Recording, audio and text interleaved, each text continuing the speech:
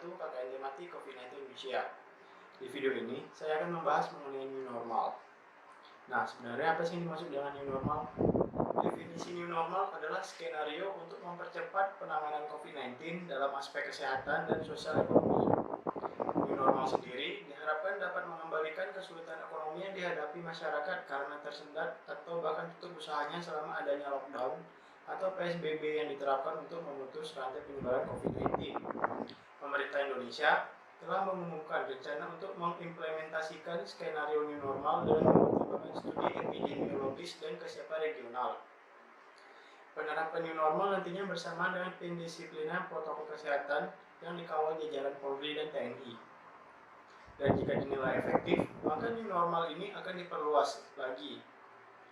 Saat ini ada 102 wilayah yang diperbolehkan oleh pemerintah untuk menerapkan kebijakan new normal berdasarkan rilis dari situs resmi BNPB.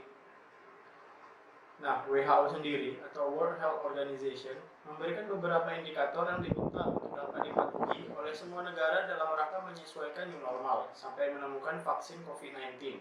Indikator yang dimaksud adalah yang pertama yaitu tidak menambah penularan atau memperluas penularan atau semaksimalnya mengurangi penularan. Indikator ini berarti angka reproduksi kasus atau tingkat penularan di Indonesia dan daerah yang hendak dilonggarkan PSBB-nya berada di bawah 1. Sementara saat ini tingkat penularan COVID-19 di Indonesia berkisar di angka 2,6. WHO mensyaratkan negara atau daerah yang boleh melonggarkan pembatasan sosial ialah yang memiliki tingkat penularan di bawah 1. Yang kedua yaitu menggunakan indikator sistem kesehatan, yakni seberapa tinggi adaptasi dan kapasitas dari sistem kesehatan bisa merespon untuk pelayanan COVID-19. Indikator ini mensyaratkan perbandingan jumlah kasus COVID-19 tak boleh melebihi 60% infrastruktur kesehatan yang digunakan. Contoh seperti kapasitas tempat tidur. Jika suatu rumah sakit memiliki 100 tempat tidur, maka hanya 60 tempat tidur yang dapat digunakan untuk merawat pasien COVID-19. Yang ketiga adalah surveillance, yakni proses pengumpulan, pengolahan, analisis data secara sistemik dan terus-menerus untuk mengambil tindakan pencegahan dengan cara menguji seseorang atau sekelompok kerumunan apakah dia berpotensi memiliki COVID-19 atau tidak sehingga perlu dilakukan tes secara masif. 3 indikator inilah yang bisa menempatkan sebuah daerah siap atau tidak melakukan pelonggaran PSBB menuju hidup new normal. Di Indonesia, pemerintah sudah mengeluarkan beberapa peraturan atau kebijakan dalam rangka mendukung new normal dengan tetap mengikuti protokol yang ada, yaitu Keputusan Menteri Dalam Negeri Nomor 40/830 Tahun 2020 tentang pedoman tatanan normal baru produktif dan aman COVID-19 bagi aparatur sipil negara di lingkungan Kementerian Dalam Negeri dan pemerintah daerah.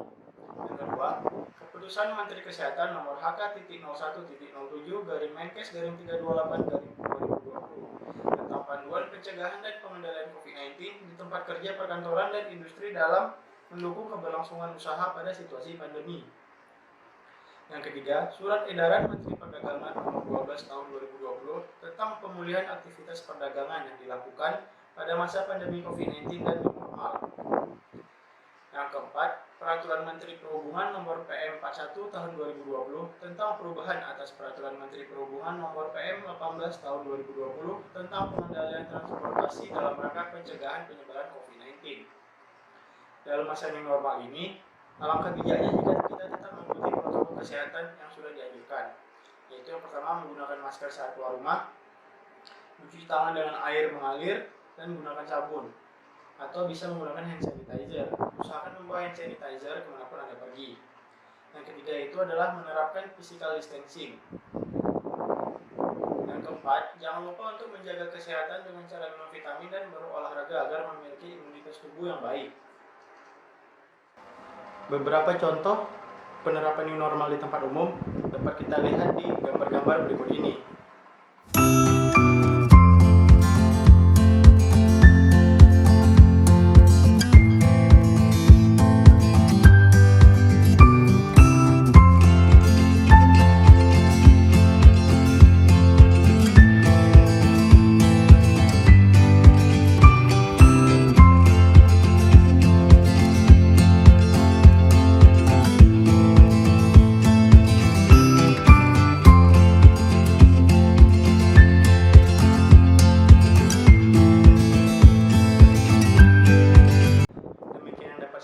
sampaikan. Lebih dan kurang saya mohon maaf. Wabillahi taufiq wal hidayah. Wassalamualaikum warahmatullahi wabarakatuh.